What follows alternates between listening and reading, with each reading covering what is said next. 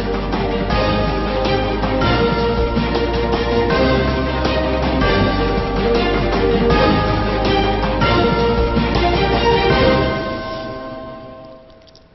22h sur Télé Djibouti. Bonsoir et bienvenue dans ce principal rendez-vous de l'information de ce mercredi 25 octobre, au sommaire de l'actualité. Fin de la visite du président somalien qui a duré 48 heures à Djibouti.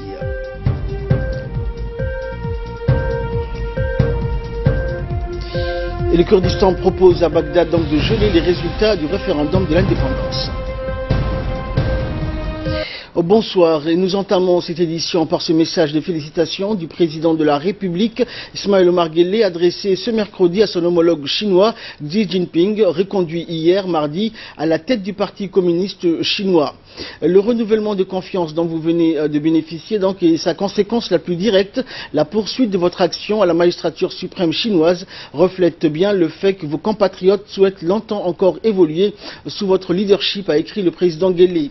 Je suis d'autant plus fier de vous transmettre mes chaleureuses félicitations que votre pays a fait le choix, dans le cadre de son récent congrès général, de vous porter dans la liste restreinte des dirigeants les plus illustres qu'il ait eu de tous les temps, a-t-il poursuivi. Nul doute que la Chine a valeur aujourd'hui de modèle de réussite économique pour tous les États qui, comme Djibouti, aspirent au développement durable, a par ailleurs fait observer le chef de l'État djiboutien, qui n'a pas manqué de réitérer à M. Xi Jinping la détermination de son gouvernement et du peuple à préserver donc et promouvoir les partenariats stratégiques et gagnant-gagnant avec la nation amie de Chine. Et en effet, donc, le président Xi Jinping a formellement obtenu donc ce mercredi un deuxième mandat de 5 ans à la tête du Parti communiste chinois. Il n'y avait pas de suspense. Xi Jinping a obtenu sans surprise un nouveau mandat de 5 ans à la tête du Parti communiste chinois. Avant la clôture de son 19e congrès à Pékin, le parti a dévoilé donc les noms des 6 membres qui l'accompagneront au sein du comité permanent du bureau politique, principale instance dirigeante du pays. Ils siégeront aux côtés du vice-premier ministre, Wang Yong, représentant une faction rivale, et du chef du parti à Shanghai. S'adressant donc à la presse entourée de ses 6 collègues, Xi Jinping a remercié le comité central de lui avoir offert un nouveau mandat.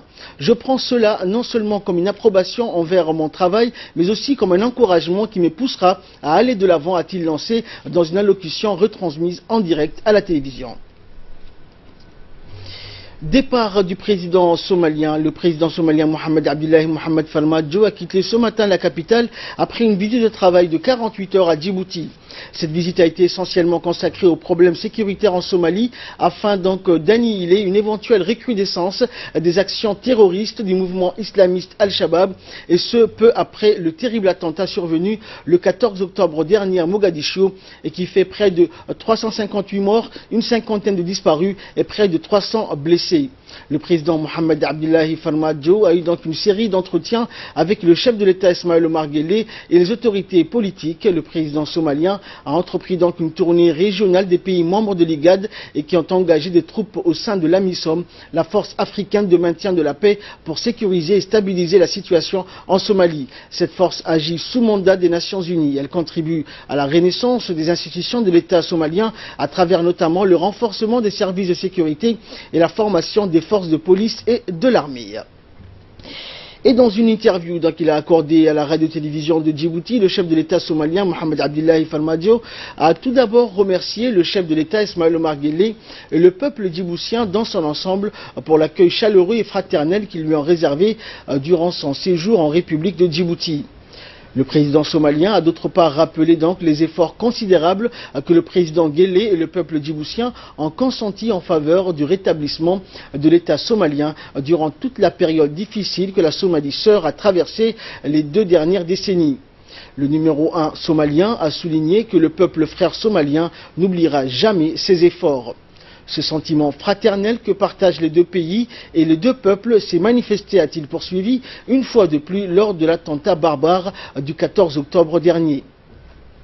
En effet, a-t-il dit, les premiers secours sont venus de Djibouti, composés d'une trentaine de médecins avec des équipements et des médicaments. Pendant plus d'une semaine, ces médecins frères et sœurs ont travaillé sans arrêt pour sauver des vies. Ils ont également procédé à l'évacuation des blessés graves vers Djibouti. Ce geste noble s'explique par la solidarité agissante et fraternelle que le président Ismaël Omar Guelleh et le peuple djiboutien accordent au peuple somalien qui connaît actuellement une situation particulièrement difficile. Il a également remercié les nombreux autres États arabes, musulmans et autres qui ont contribué au secours de blessés de l'attentat du 14 octobre dernier. Le chef de l'État somalien donc a préconisé, pour que pareille situation ne se reproduise plus, il faudra selon lui renforcer les capacités des forces armées somaliennes. C'est pourquoi nous demandons, a-t-il précisé, aux pays qui composent les forces de l'AMISOM de renforcer leurs efforts en faveur de la pacification de la Somalie. Enfin, le président somalien, qui a effectué une visite de travail de 48 heures à Djibouti, s'est déclaré convaincu que la Somalie se remettra sur ses pieds au terme des efforts que son gouvernement consent en faveur du rétablissement de l'ordre et de la paix en Somalie. Et nous allons donc revenir sur la visite du président somalien à Djibouti et de la situation à Mogadiscio avec Asma Aboubakar qui est avec nous. Bonsoir Asma. Bonsoir Ahmed. Alors, que peut-on retenir de la visite du chef de l'État somalien et comment est la situation à Mogadiscio?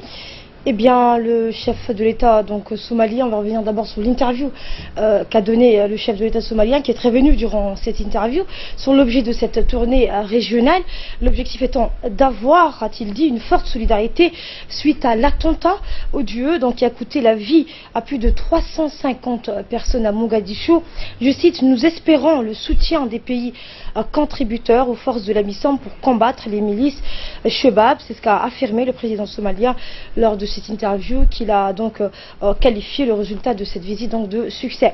Le numéro 1 somalien a profité de cette occasion pour remercier les pays de l'AMISOM, l'AMISOM qui est une mission régionale de maintien de paix en Somalie menée par l'Union africaine. Le président somalien Farmajo a souligné les énormes sacrifices des forces de cette mission et notamment celle de la République de Djibouti, et que le peuple frère somalien n'oubliera jamais ces efforts. Ce sentiment fraternel, a-t-il dit, que partagent les deux pays et les deux peuples s'est manifesté une fois de plus lors de l'attentat barbare de 14 octobre dernier pour ces envois des médecins.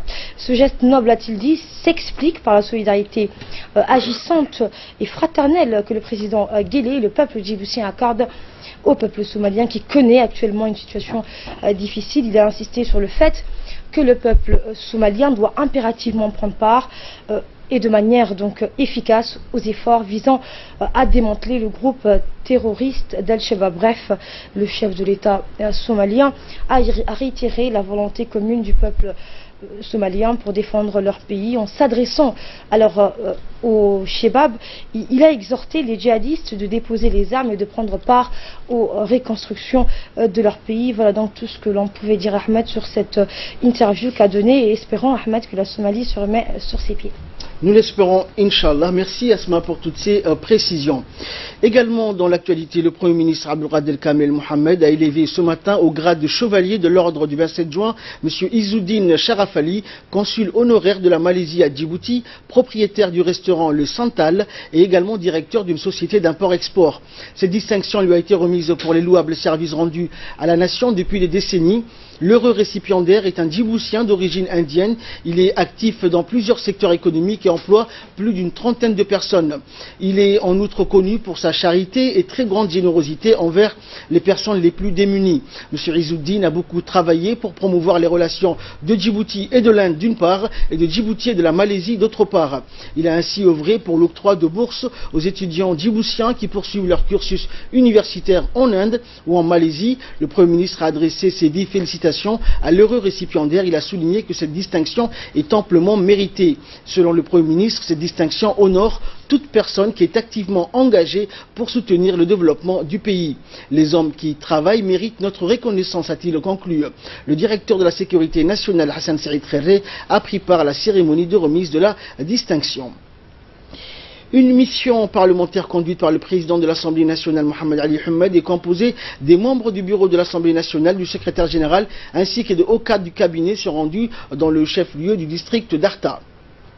Et ce afin de lancer officiellement les travaux de la mission d'information parlementaire sur le processus de la décentralisation qui se poursuivra dans tous les chefs-lieux des régions de l'intérieur.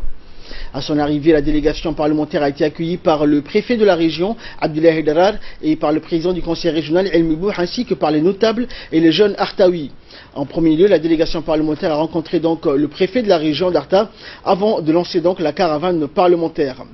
Les objectifs de cette mission d'information sont multiples. D'une part, elles permettront aux députés de collecter les informations nécessaires afin de faire une évaluation sérieuse des modalités de transfert de compétences et de moyens humains et matériels. Et d'autre part, cette mission d'information va permettre aux parlementaires d'intervenir sur 3 axes, à savoir la rencontre entre les élus locaux et les parlementaires, la gouvernance par la participation de la population locale et enfin la mise en place d'un mécanisme de communication avec les acteurs locaux.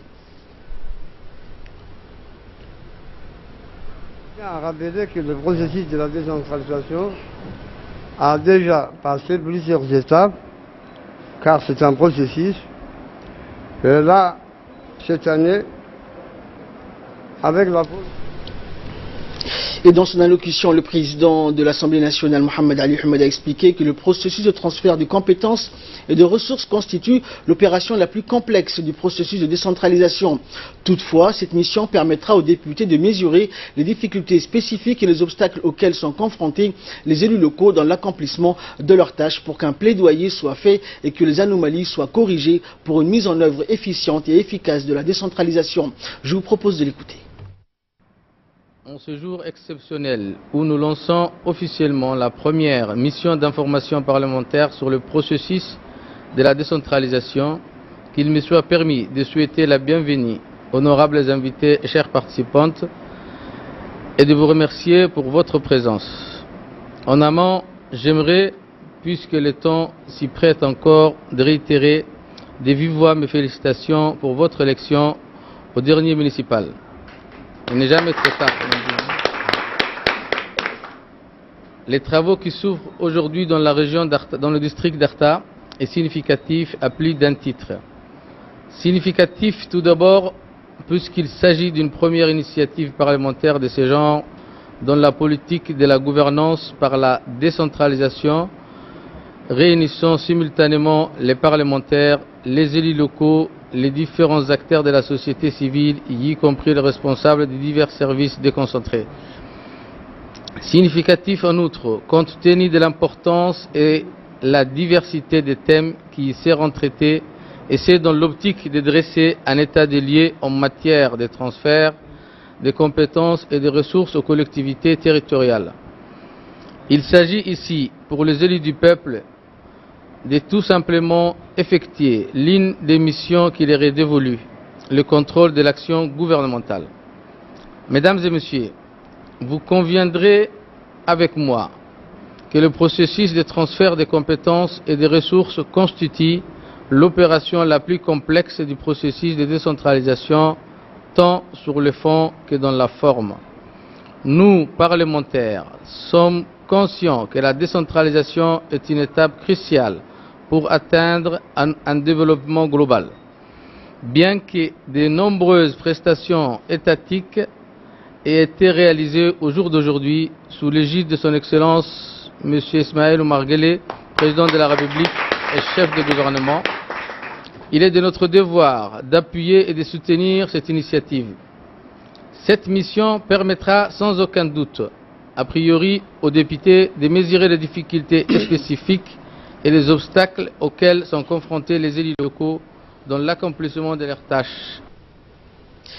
À la veille de la 10e réunion de la commission ministérielle conjointe entre la République de Djibouti et la République fédérale et démocratique d'Éthiopie, qui se tiendra le 27 octobre prochain à Addis Abeba, une réunion préparatoire du comité national ministériel s'est tenue ce mercredi à la salle de conférence du ministère de l'Équipement et des Transports. Les discussions ont porté notamment sur les préparatifs de la mise en service de la nouvelle ligne de chemin de fer Djibouti-Addis Abeba prévue pour la fin de ce mois d'octobre.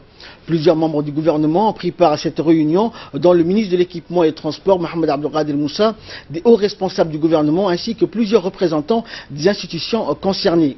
Rappelant que la matérialisation de ce grand projet ferroviaire est le résultat de la volonté politique des chefs d'État djiboutiens et éthiopiens dont l'objectif est l'intégration des infrastructures de communication, des routes et des voies ferrées afin de répondre aux besoins croissants des échanges économiques des deux peuples.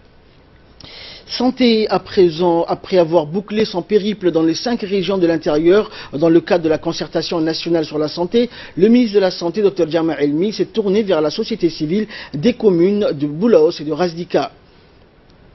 Le ministre donc a voulu ainsi associer à son projet de large concertation les populations des divers quartiers des 2 communes de Boulaos et de Razdika. Et en effet, c'est dans la salle de réunion du Palais du Peuple que s'est tenue hier une conférence débat entre le ministre de la Santé et les représentants de la société civile des habitants de la capitale, accompagné de la secrétaire d'État aux affaires sociales et d'une forte délégation donc des cadres du département de la santé. Le ministre de la Santé a été accueilli au perron du Palais du Peuple par la maire de Djibouti, Fatouma Awal Ousmane, par le président de la commune de Boulaos ainsi que par le président de la commune de Razdika. En rejoignant une salle de conférence donc archi-comble, le ministre et sa délégation ont été reçus en grande pompe sous les acclamations par plusieurs centaines d'hommes et de femmes, d'élus locaux, de représentants du comité des quartiers ou encore des leaders d'associations communautaires. Tous ont été conviés donc à prendre part aux discussions qui sont programmées sur la thématique de la santé et ce en tant que représentants de la société civile des communes de Boulaos et de Razdika.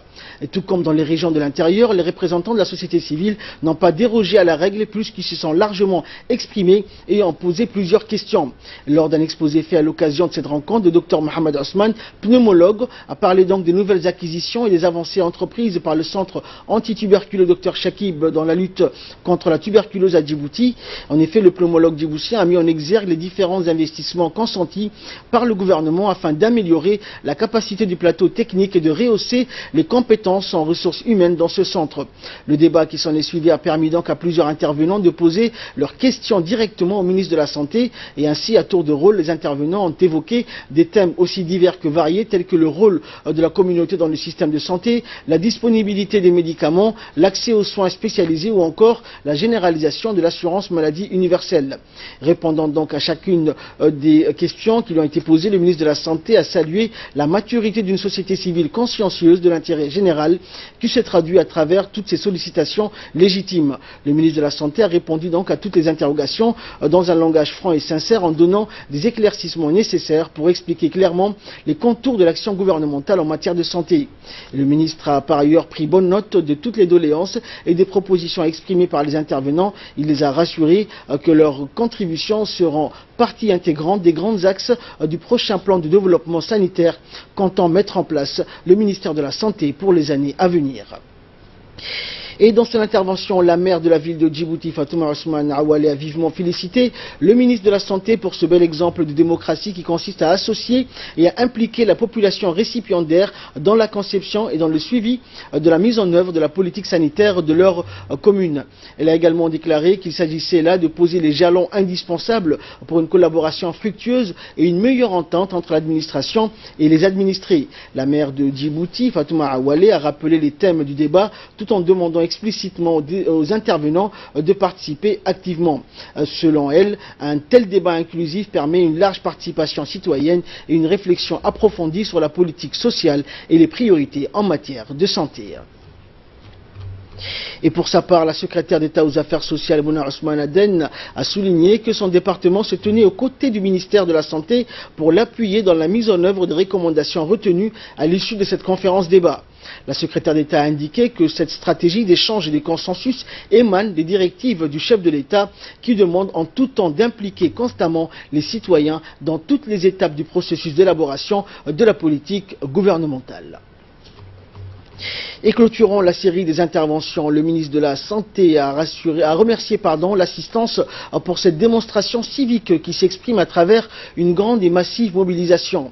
Il a également remercié les représentants des deux communes de Boulaos et de Razdika pour leur accueil enthousiaste et chaleureux. Le ministre a également souligné que cette stratégie d'implication citoyenne constitue un vivier inestimable de propositions et de contributions d'idées sur lesquelles s'appuiera nécessairement le département de la Santé afin de renforcer améliorer et de moderniser le système sanitaire de notre pays pour qu'il soit plus performant, accessible et équitable. Le ministre de la Santé a par ailleurs exhorté la population, la société civile à jouer pleinement son rôle en vue d'accompagner la politique gouvernementale dans les domaines essentiels tels que la santé notamment.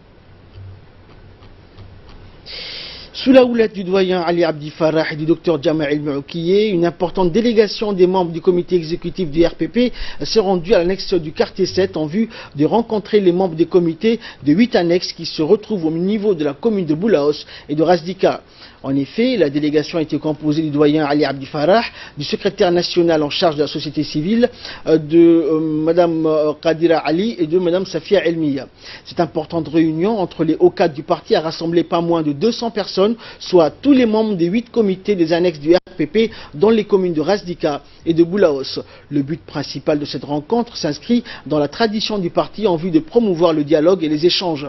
Des informations sont ainsi partagées, ce qui pérennise un dialogue interne et serein entre les instances dirigeantes du parti et la base. Et dans leurs interventions, les présidents des annexes RPP ont présenté les activités menées dans leurs zones d'influence respectives en mettant en exergue les points forts mais également les points à améliorer. Par ailleurs, le doyen Ali Abdi a indiqué donc que ces consultations périodiques entre la base et les responsables du parti RPP sont le moteur du mouvement politique. Selon lui, le RPP compte sur ce vivier d'hommes et de femmes, de jeunes et de moins jeunes et mérite amplement son titre de première formation politique du pays. Toujours en nouvelle nationale, le secrétaire d'État à la jeunesse et au sport, Hassan Mohamed Kamil, a reçu ce matin M. Eric Weber, responsable des centres de lecture et d'animation culturelle CLAC. Un projet pilote pour la mise en place des programmes de lecture sera prochainement lancé. Fidèle donc à son franc-parler, le secrétaire d'État à la jeunesse et au sport n'a pas manqué d'exprimer ses remerciements à M. Eric Weber avant de souligner que le projet CLAC permettra à beaucoup de jeunes, tant au niveau de la capitale que dans les régions de l'intérieur, d'avoir accès aux livres et de s'épanouir intellectuellement. Les jeunes avaient effectivement besoin de s'exprimer et les centres de développement communautaire sont les lieux par excellence, a-t-il poursuivi. Chose d'important. Donc cela demande aussi du temps pour pouvoir répondre le mieux possible aux besoins de la population djiboutienne et en particulier des jeunes de Djibouti. Mais nous sommes vraiment dans une phase de finalisation.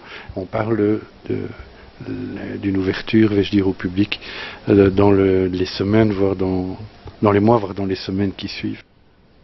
Et enfin, pour clore l'actualité nationale, le directeur de la population et de la famille, Ahmed Omar Jama, poursuit sa tournée dans les régions de l'intérieur afin de s'enquérir de la situation de dépôt du dossier de la nationalité effectué auprès de la préfecture, mais aussi des conditions d'établissement et de la délivrance de l'acte de naissance relevant de la compétence du conseil régional.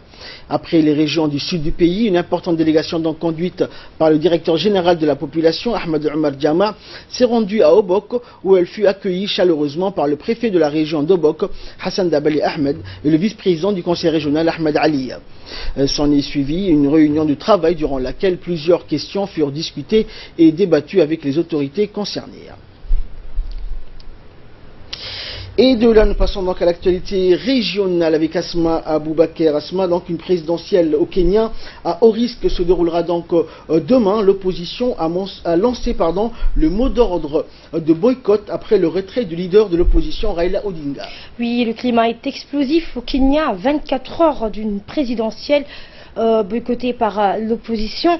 Des partisans de l'opposition, de l'opposant Raila Odinga ont encore investi hier les rues de Nairobi avant d'être dispersés par la police. Ils manifestaient contre la volonté du président sortant, Uhuru Kenyatta, à vouloir maintenir le scrutin de demain, malgré les doutes récemment émis sur sa crédibilité. Il a de gros problèmes avec la commission électorale indépendante et ils n'ont toujours pas été résolus. Je suis un citoyen du Kenya et je veux voter au Kenya, râle un manifestant dans les rues de la capitale kenyane. Lundi soir, donc, des millions de bulletins de vote sont arrivés à l'aéroport de Nairobi depuis Dubaï.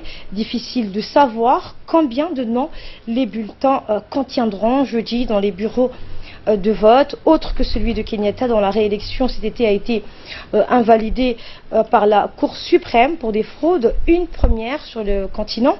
Son grand rival Raila Odinga a annoncé donc lui qu'il ne participerait pas au scrutin de demain, faute d'avoir obtenu une réforme à la commission électorale.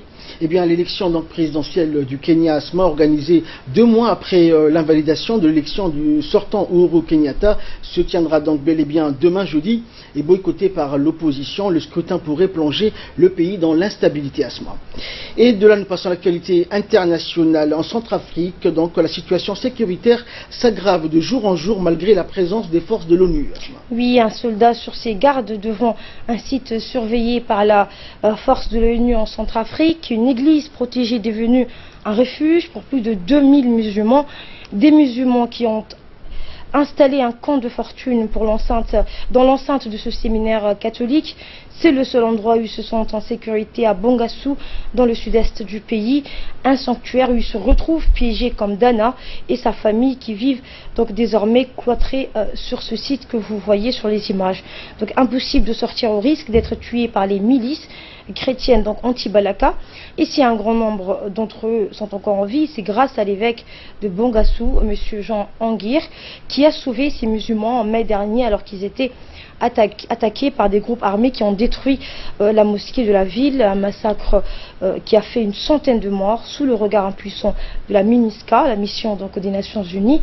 Pour ces musulmans, impossible d'aller à l'hôpital. 3 fois par semaine, ils reçoivent des soins sur place. Une situation sanitaire de plus en plus alarmante. Et pour briser le siège qui leur est imposé depuis maintenant 5 mois, les musulmans de Bangassou comptent désormais sur cette visite, la visite du secrétaire général des Nations Unies prévue, donc qui était aujourd'hui donc à Bangassou. Effectivement, Asma, le secrétaire général donc des Nations Unies, Antonio Guterres, est arrivé donc hier à Bangui, la capitale centrafricaine.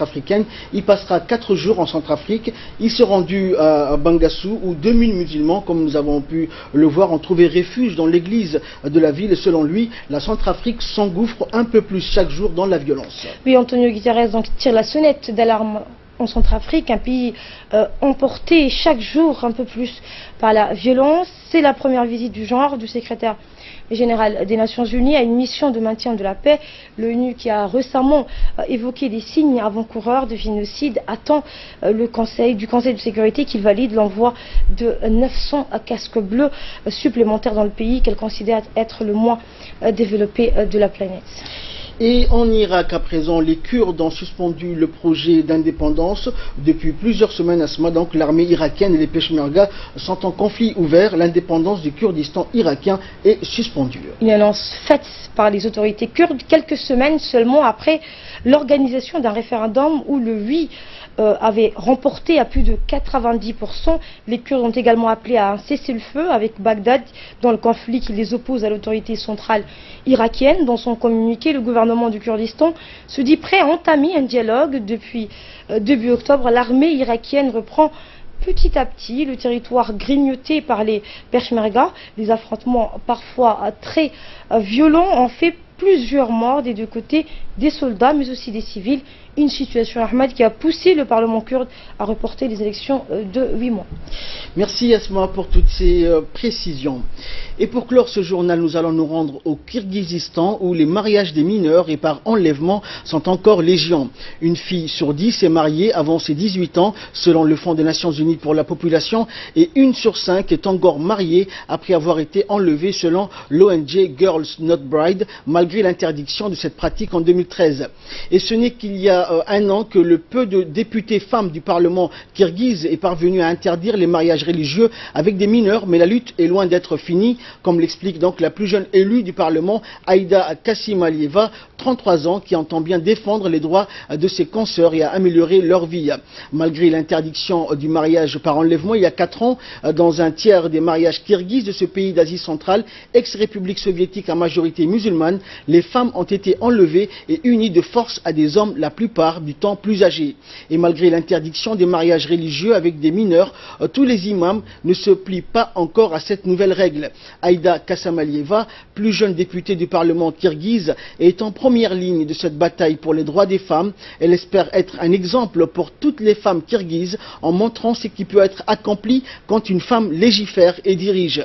Elle espère également devenir présidente du Kirghizistan d'ici 10 ou 15 ans.